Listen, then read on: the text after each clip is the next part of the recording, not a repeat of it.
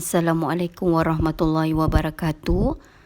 Alhamdulillah, bersyukur kita kehadrat Allah Subhanahu Wa Taala kerana dengan limpah kurnianya dapat kita berada pada satu majlis ilmu pada pagi ini. Baik, harap anak-anak semua telah bersedia. Okey, hari ini kita akan masuk ke satu lagi topik yang baru, bab 5 pentadbiran barat di Sarawak dan Sabah.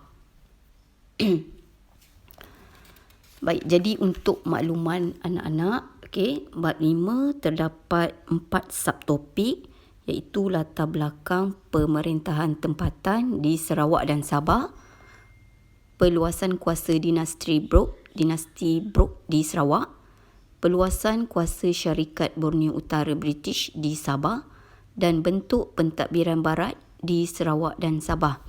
Tapi hari ini kita hanya akan fokus kepada 5.1 latar belakang pemerintahan tempatan di Sarawak dan Sabah. Jadi seterusnya kita terus kepada subtopik kita. Kita akan lihat sistem pemerintahan tempatan. Yang pertama ialah sistem kesukuan. Sabah dan Sarawak kedua-duanya mengamalkan sistem pemerintahan kesukuan.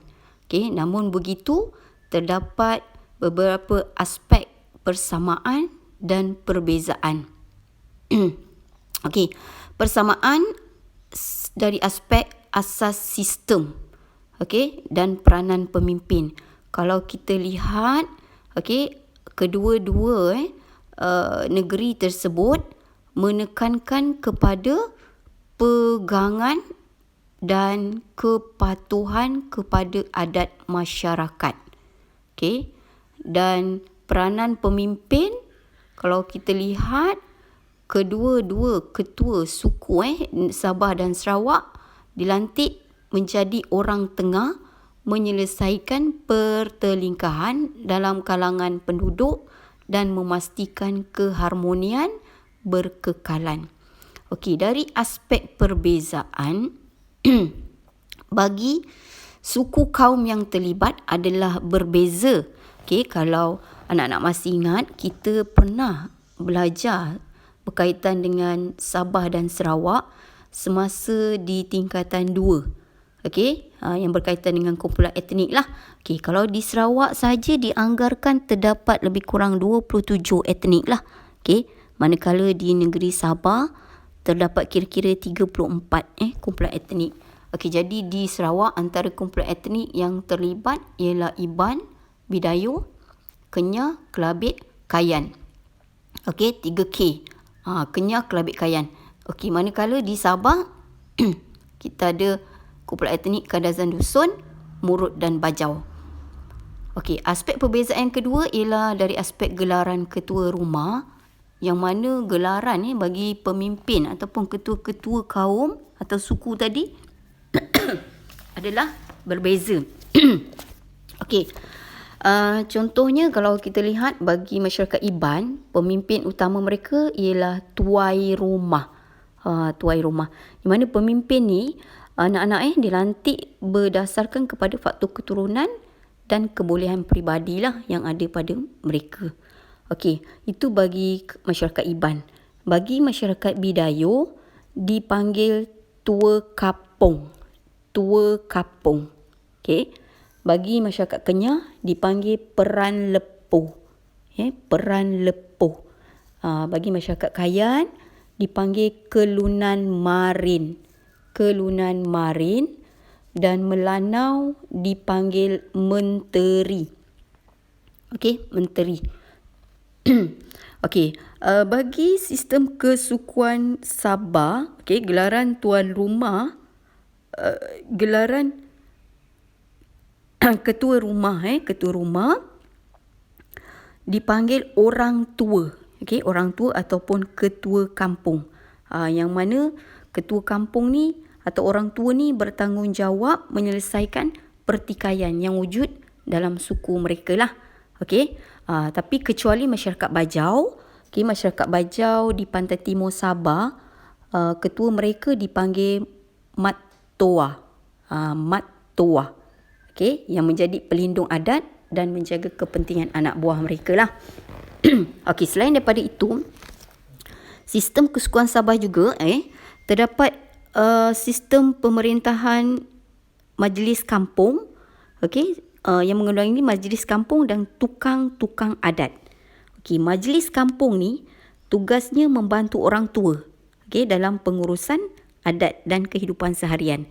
Manakala tukang-tukang adat tadi akan memastikan upacara adat dilakukan dengan betul supaya dapat mengelakkan daripada berlaku bencana. Bencana lah. Itu yang pertama. Sistem kesukuan. Kita lihat sistem pemerintahan yang kedua. Sistem pentadbiran tempatan. Di bawah sistem pentadbiran tempatan, ni juga dilaksanakan di Sabah dan Sarawak lah.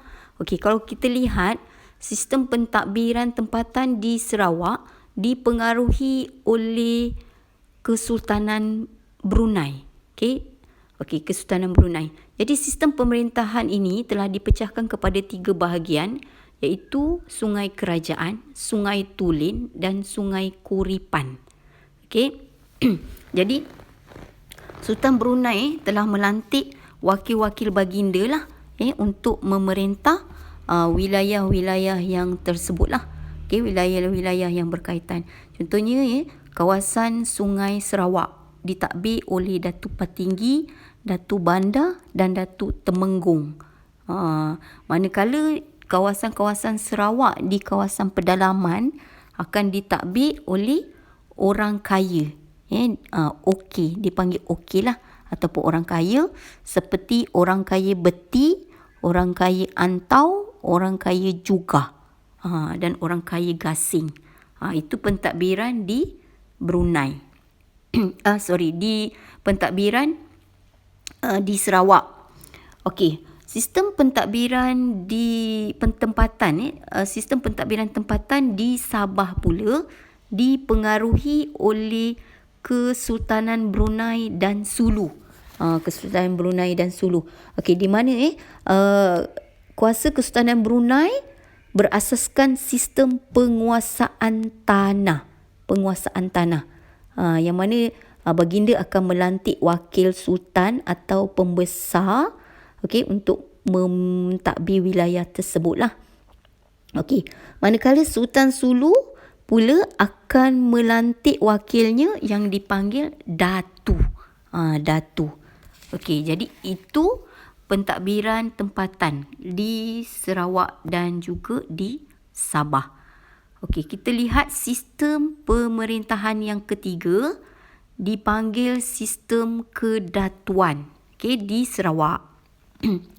Sistem kedatuan ni merupakan kesinambungan daripada sistem kerajaan yang telah terdapat sebelum ini di Sarawak.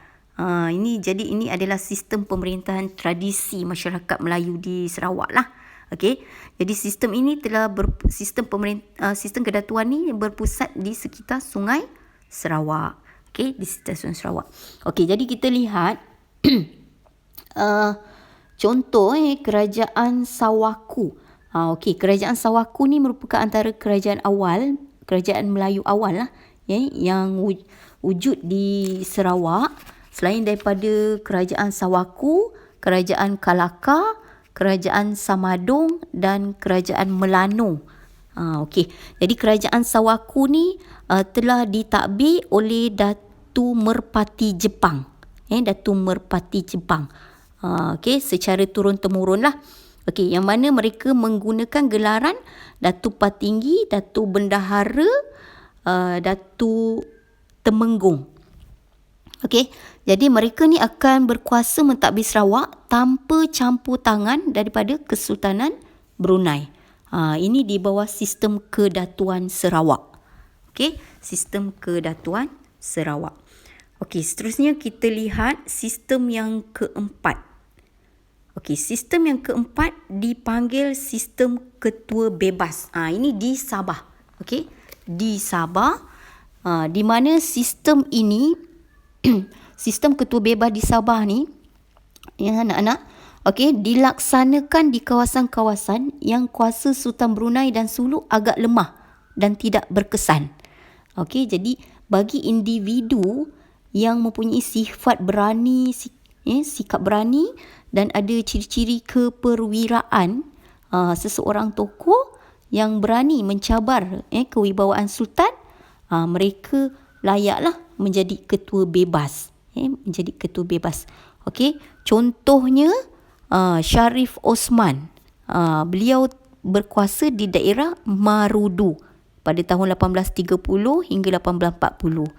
Dan seorang lagi tokoh yang berani ialah Datuk Kerunding, berkuasa di daerah Tunku pada akhir abad ke-19. Jadi mereka ni berkuasa dan bertanggungjawab menjalankan pentadbiran di kawasan masing-masing, menggunakan undang-undang tersendiri, dan tidak mengiktiraf kuasa lain. Okey, jadi dapat kita rumuskan pengajaran yang kita dapat daripada sistem pemerintahan Sabah dan Sarawak. Kita tahu sistem pemerintahan yang teratur akan membawa kepada kestabilan dan kemakmuran masyarakat. Seterusnya dapat mengelakkan campur tangan kuasa asing ke negeri kita lah. Okey. Jadi anak-anak rumusan yang kita dapat buat daripada 5.1 ini, kita tahu terdapat 4 sistem pemerintahan di Sabah dan Sarawak. Yang pertama ialah sistem kesukuan yang dilaksanakan di Sabah dan Sarawak. Yang kedua, sistem pentadbiran tempatan juga dilaksanakan di Sabah dan Sarawak.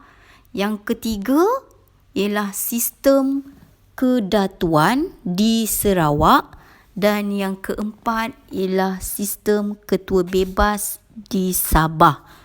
Okey, jadi setakat itu sahaja penerangan saya pada hari ini berkaitan dengan subtopik kita 5.1, latar belakang pemerintahan tempatan di Sarawak dan Sabah. Baik, sekian. Terima kasih.